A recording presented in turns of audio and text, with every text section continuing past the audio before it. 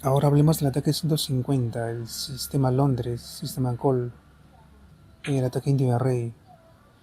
Esos son los esquemas que se enseñan modernamente.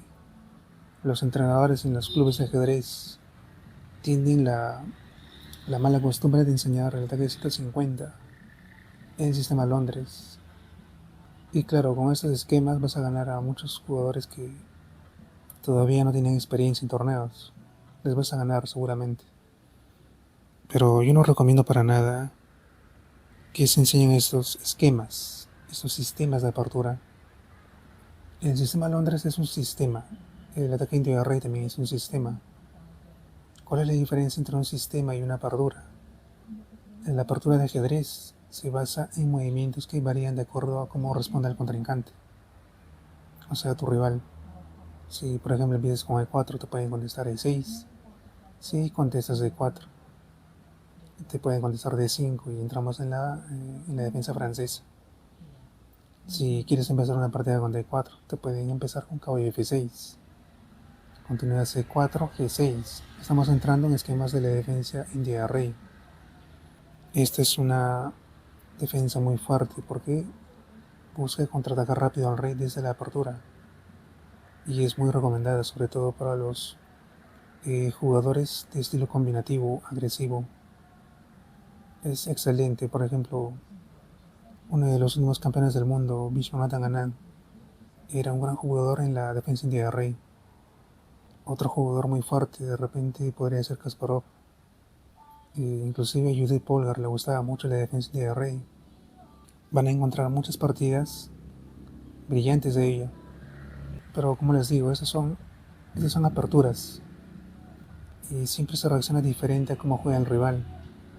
En el caso de los sistemas, por ejemplo el ataque indio de rey, se contesta G3, alfil G2, caballo 2, E4, D3. Y generalmente se repiten los movimientos, no importa cómo juegue el rival. El ataque indio de rey tiene algunas particularidades que vale la pena que un jugador estudie. Pero una cosa es aprender una apertura y otra cosa es aprender un sistema.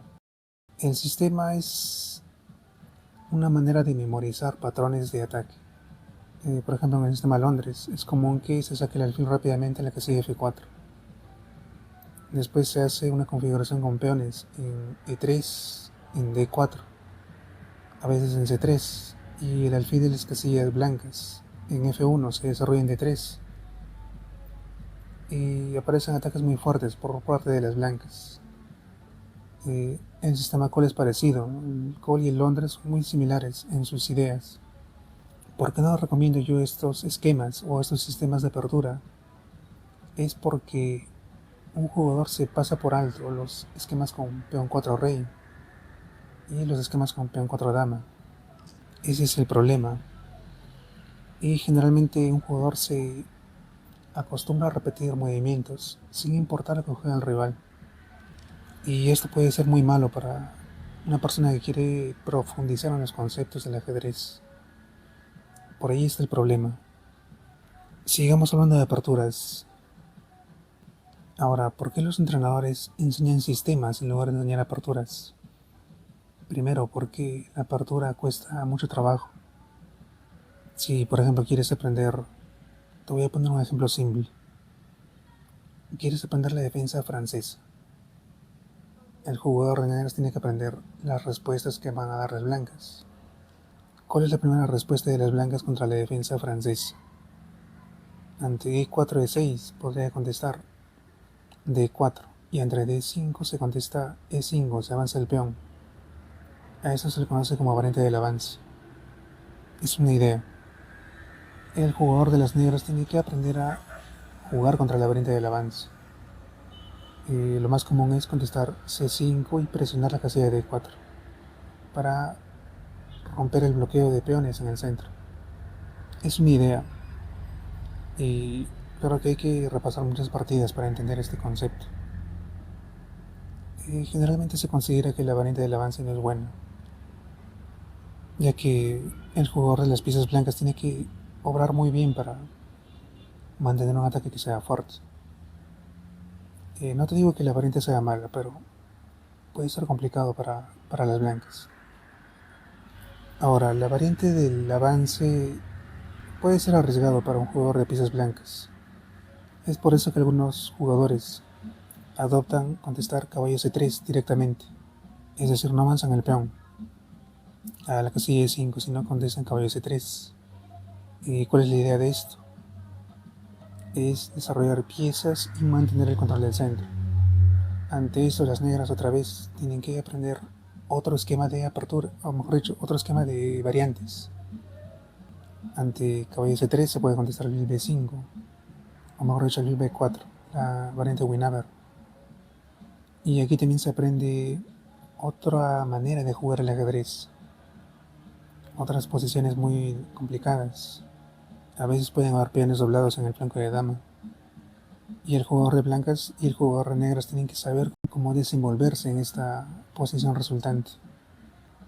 Y como vemos, las negras tienen que aprender la variante del avance cuando juegan la francesa. Tienen que aprender la variante con caballo C3. Ya son dos ideas. Y sobre estas dos ideas hay que aprender múltiples variantes. Y también hay que estudiar partidas. Después hay otra variante que se llama variante Tarrasch contra la defensa francesa. Ya no se contesta caballo C3 por miedo a la clavada del caballo, sino se contesta más bien caballo D2. Claro, pero el movimiento caballo D2 también tiene algunos problemas para las blancas. Y el jugador de negras puede presionar. Y la partida se convierte un poco caótica, complicada para el jugador de las piezas blancas, ya que el caballo en D2 generalmente se va a desarrollar en la casilla F3. Es una cosa bien interesante, ¿no? El caballo va a gastar tiempos desde el flanco de dama. Se mueve dos veces para llegar a la casilla F3. Hay ideas y hay aperturas que son así, tienen múltiples variantes. Hay que memorizar algunas partidas típicas de cómo se juega contra la variante Tarrasch. Tanto el de negras como el de blancas tienen que aprender esos temas. Y como vemos, el árbol de variantes va aumentando con la defensa francesa. Y no puedes jugar de la misma manera con piezas negras cuando te enfrentes a la variante Tarrasch, a la variante Winawer o cuando te enfrentes a la variante del avance. Tienes que saber adaptarte al rival de acuerdo a cómo juegue él.